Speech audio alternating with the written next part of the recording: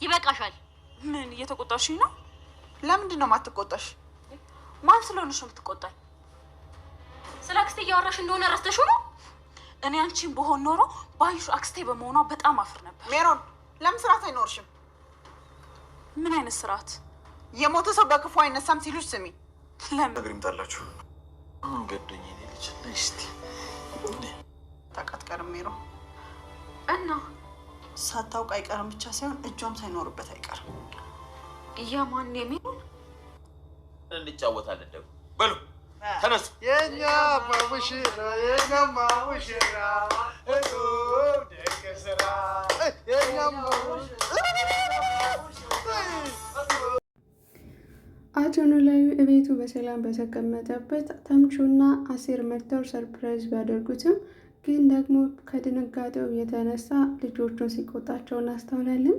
አሲርና ተምቹም ይቅርታ እያሉ ጉልበቱ ተደፍተው በእንባ ታጅበው የይቅርታ ተማጽኗቸውን ሲያሳዩ ነበረ። አባባ ኖላዊም የአባትነቱን ፍቅሩን እየገለጸላቸው ልጆቼ እኮ ናችሁ፣ ለምንድን ነው እዚህን ያክል የጨከናችሁብኝ እያለን ይቅርታን ሲያደርግላቸው እናስተውላለን ማለት ነው።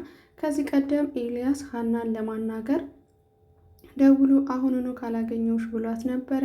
ከዛም ካገኛት በኋላ ግን ምንድነው ለምንድነው የፈለግከኝ ብላ ስትጠይቀው ብዙ ነገር ላወራሽ ነበረ፣ አሁን ግን ካገኘውሽ በኋላ ቃላቶች ሁሉ ጠፉብኝ። ግን ደህና ነሽ ወይ? ለምንድነው ያልደወልሽልኝ? የት ነህ እንኳን ብለሽ ለምን አልጠየቅሽኝም? ይላታል። እሷም እንዳልጠይቅህ እኮ ከሰላምታ ውጭ ሌላ ምንም ላወራ ስለማልችል ነው፣ ለዛ እኮ ነው ትለዋለች። ከዛም ለምን ብሎ ሲጠይቃተኝ በእንባ የኔን ለቅሶ ማየት ስለማትፈልግ እዚህ ጋር ደግሞ መንገድ ላይ ሰው ነው የሚያንና ወደ ካፌ ሄደን እናውራ ብላ ትወስደዋለች። ኤልያስን ካፌ ከወሰደችው በኋላ ለምንድን ነው ጥያቄውን ልትገመልሽ፣ ለምንድን ነው እኔን ትተሽ ሌላ ፍቅረኛ ያያሽ ብሎ ጥያቄውን ይጠይቃታል። ኤልያስ ማለት ነው። ኤልያስ አንተ አጠገቤ መገኘት ባለብህ ሰዓት እኔ ጋር አብረኸኝ አልነበርክም። አባዬ ተሽሎት ወደ ቤት ከተመለስም በኋላ ከጎኔ ሰው ያስፈልገኝ ነበር። እኔ ሕፃን ልጅ አይደለሁም። ስለዚህ ጠፋ ደውለህ እንኳን የት ነሽ ብለኝ አታውቅም። ለዛም ደግሞ እዝራን አገኘሁት። የልቤን ማዋየው ሰው ነበረ እና ሳላስበው ወደሱ ራሴን አገኘሁት ብላ እውነቱን ተነግረዋለች ማለት ነው። ኤልያስም ምንም አማራጭ ስለሌለው መልስ ሳይሰጣት አንገቱን ደፍቶ እያለቀሰ ወደ መጣበት ይመለሳል ማለት ነው። ከዛም እንግዲህ ራሱን ያገኘው መጠጥ ጋር ነበረ። አሲርና ተምቹ ምን ሆነ ነው? ምንድን ነው የዚህን ያክል ይህ ሁሉ መሬት ግን ሽጠህ መተህ በቢራ ራስህን ትደብቃለህ? ይሉታል። ከዛም ሀናን አግኝቻት ነበረ፣ ነገር ግን ዘገየህ እኮ አለችኝ። ለካስ በሷ ስፈርድባት የነበረችው አለች እኔ ነኝ ጥፋተኛ ብሎ ራሱን የበለጠ እየወቀሰ እናየዋለን።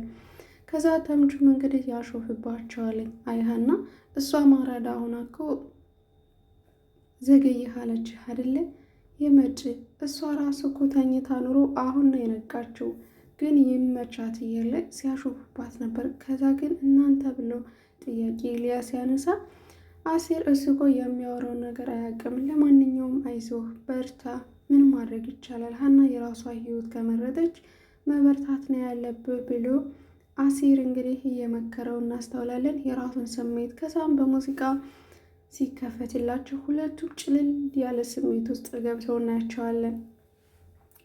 በሌላ መንገድ አሲር ምንም አይነት ለሀና ስሜት ቢኖረውም ግን ደግሞ ኤልያስ ገልጾ አልነገረውም ማለት ነው። እያገዘ ያለው አሁን ለኤልያስ ነው።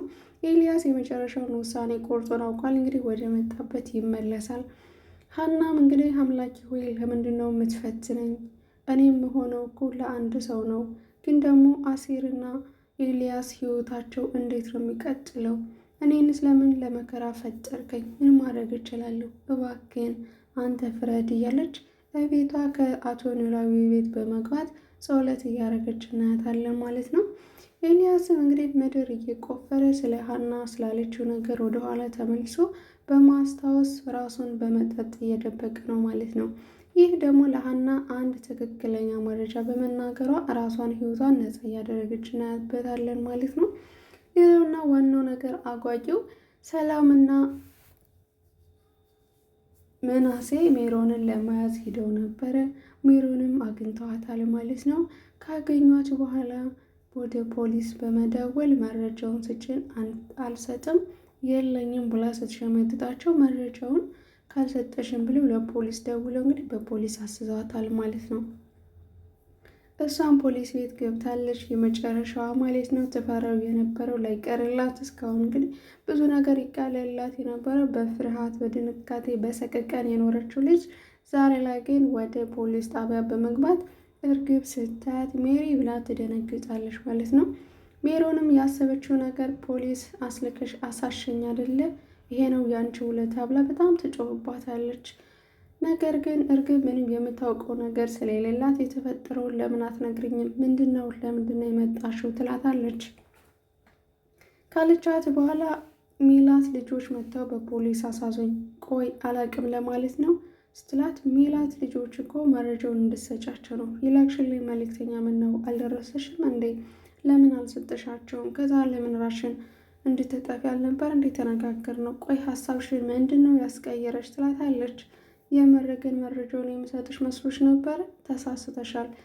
አንቺ ከጥያቄ ነፃ ለማድረግ እንጂ እውነት አምኜ መረጃውን የምሰጥሽ ይመስልሻል? ብላ የበለጠ እርግብ እንድትጠራጠር ራሷን ታደርጋለች ማለት ነው። ሜሮንም መጨረሻ ላይ ራሷን ትወቅሳለች። በሀብታሞች መካከል እኔ ገብቼ ራሴን እንደ ዳዋ ተቀጠቀጥኩኝ አይደለም። ከዛም ሜላትም ሰላምና መናሴ መረጃውን አልሰጠችንም፣ ነገር ግን ፖሊሶች ይዛት እዚህ ፖሊስ ጣቢያ ነው ያለች፣ ሜሮን ተይዛለች ስለ በጣም ነው ደስ ያላት። ከዛም ባየችውና በሰማችው ነገር ግራ ተጋብታ ወደ ማረፊያ ቤቷ ስትመልስ ሜሪ የመረሸነ ሲነሽ እንዴ ቆይ እንዴት ትላታለች። ምን ነው አልሰማውም ለማለት ነው ብላ ታሾፍባታለች። መስማቱን ማሰመቻለሁ ግን የሰማሁትን ነገር አላመንኩም ነበር እንዴት ትላታለች። ከዛም ጥያቄዎቿን ትቀጥላለች ሜላት ማለት ነው። የነበረው ነገር እንዴት ነበረ? ቆይ ለምንድን ነው ባዩሽ ከአንቺ ጋራ የስልክ ጥሪ ለመጨረሻ ጊዜ አውርታለች እየተባለ ነው የተባለው ነገር እውነት ነው ወይ ብላ ታፋጥጣታለች። እርግብም አልሰማችም ነበር ይህን ምስጢርን ደንግጣ ማለት ብላ በጥያቄ ሁለቱም ሲያፋጥጧት እሷ ግን ተሸመጥጣለች። ከዛም ጭራሽ ቆይ እናንተ እሳትና ጭድ ሆናችሁ ጠብቃችኋለሁ ብዬ ነበር፣ ጭራሽ እናንተ ደግሞ ፍቅር በፍቅር ናችሁ ስትል ምን ጠብቀሽ ነበረ? ቆይ ማቀሳሰሩ ነው እንደ ብላ እርግብ ስትናገር የጠየኩሽን ጥያቄ ብቻ መልሽ ብላ ሰላም ሜላት ስታፋጥጣት የመጨረሻው አዎ እርግብ ያለችበትን እኔ ልነግራት እሷ ደግሞ ገንዘብ ይዛ ወደ እኔ እየመጣች ነበረ ትላታለች። በዚህ ስሜታዊ ትሆናለች እርግብ። ከዛስ አግኝተሻታል ወይ ብላ ስትጠይቃት ሜላት አይ አላገኘዋትም ትላለች ማለት ነው። ከዛ ሜላት እንግዲህ በባዩሽ ሞት የእሷ እጅ እንዳለባት ትጠራጠራለች ማለት ነው። ምክንያቱም የስልኩ ጥሪ የገንዘብ ልውውጡ የዚህን ያክል ለሞት የሚያደርግን ለምንድን ነው? እሷ ከጀርባውን አጥቅጣት ነው ብላ ራሷን እንግዲህ እያሳሰበች ትገኛለች ማለት ነው። ከዛም እንግዲህ ባዩሽን በጣም እየተሳደበች ነበረ ሜሮን። ከዛም ስለ ባዩሽ ክፉ ነገር መናገር የለብሽም እሷ እኮ ሞታለች እና ብትሞትስ ክፉነቷን አይቶ ፈጣሪ ወሰዳት እንጂ ትላለች ሜሮን። የሞተ ሰው አይወቀስም ስለዚህ ዝም በይ ትላታለች። ከዛም እርግብም እንዴት ዝም አትይም? አክስቴን እኮ ነው እያማሽልኝ ያለሽው ምን ሆነሻል ብላ ስትጠይቃት እኔ አክስትሽ ብሆን ኑሮ አፍር ነበር እንጂ ደስ አይለኝም፣ ስለዚህ እንደው ግልግል ነው እንደሱ አይነት አክስት ይቅርብኝ እያለች ነበረ። ከዛም ሜላትም ልትማታ ስትል እንደገና እርግብ ተነስታ ደግሞ ሁለቱም ሲፋጠጡ ታከላክላቸዋለች ማለት ነው። ይህን ይመስላልኝ የእስር ቤት ቆይታቸው። እንግዲህ ሜላት ነፃ ትወጣለች አትወጣም የሚለው በቀጣይ ቪዲዮ የምናየው ይሆናል ማለት ነው።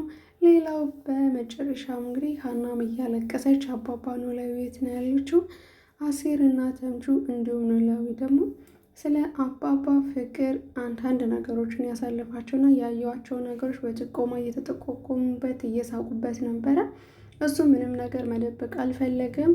እስኪ አንዳንድ ነገር እየጠጣን እነግራችኋለሁ ይላቸዋለኝ። ከዛ እንግዲህ እንደ ልጆቹ አድርጎ ያሳደጋቸው አሁን ላይ ሽማግሌ ሆነው የኖላዊን ሚስት ሊያመጡለት አባባ እንግዲህ ምክር እየሰጣቸው ነው። እኛ እኮ ልጆች ነን፣ ምንም የምናውቀው ነገር የለም።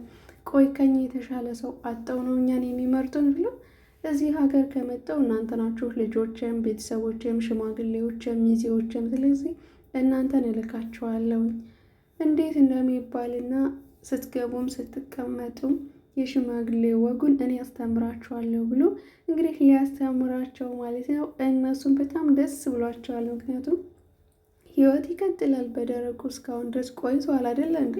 ከዚህ በፊት ያገባት ሚስቱ በጣም ክፉ ክፉ ክፉ የምትባል ነበረች። ሚስት የሚባል ነገር በቃይ ብሎ ለዘመናት ሲኖር ነበር። ከዚህ መካከል እንግዲህ ሀና ወደ ህይወቱ የገባችው ማለት ነው። ድንገት ያገኛተኝ ማለት ነው። ከዛ እሷን አሳደገ እንደ ልጅ አድርጎ። ሀናም እንግዲህ ደግሞ አድጋ የራሷ ህይወት ጀምራ እሱ ብቻው መቅረት የለበትም። ነገር ግን ደግሞ እግዚአብሔር ሳይጣላ አይነሳም አይደለም የሚባለው፣ ሳይሰጥ አይጣላም ነው የሚባለው። እና ተምቹንና አሲርን ደግሞ እንደ ልጆቹ እንደ ጓደኞቹ እንደ ሽማግሌ አድርጎ እንግዲህ ካጠገቡ አቁሞለታል። በዚህም እንግዲህ ህይወት ደስተኛ የሆነ ይመስላል አቶ ኖላዊ። እንግዲህ ከዛ ህመም፣ ከዛ ስቃይ፣ ከዛ ሁሉ ፈተና አልፎ ዛሬ ላይ ለወግ ማድረግ መብቃት ደስ የሚል ነገር ነው። በዚህም ደግሞ ልጆች በጣም ደስተኛ ናቸው። አሲርም ደስተኛ ነው፣ ተምቹም ደስተኛ ነው። ሆ ብለው ጨፍረው እንግዲህ ሊያጋቡት ነው ማለት ነው ይመስላል ድራማው። ሰላም እንዴት ናችሁ? ሰላም አላልኳችሁም? ለሁላችሁም ሰላማችሁ በዚህ ይበልልኝ። ስለተከታተላችሁ ስላዳመጣችሁኝ አመሰግናለሁ። ለዚህ ቻናል አዲስ ከሆናችሁ ሰብስክራይብ፣ ላይክ በማድረግ ቤተሰብ እንሁን። ነባር ቤተሰቦች ሀሳብ አስተያየታችሁ ስለምሰጡ ከልብ ነው የማመሰግነው። በቀጣይ ቪዲዮ እስክንገናኝ ድረስ ቸር ቆዩልኝ።